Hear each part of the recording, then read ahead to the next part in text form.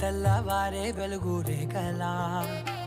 పచ్చ పచ్చ పచ్చి మట్టి బొమ్మలా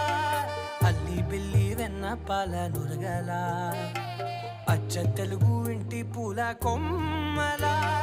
దేవదేవుడే పంపగా ఇలా దేవతే మా ఇంట అడుగే పెట్టెనంట బ్రహ్మ కళ్ళలో కాంతులే మా అమ్మలా మా కోసం మళ్ళీ లాలి పాడేనంట.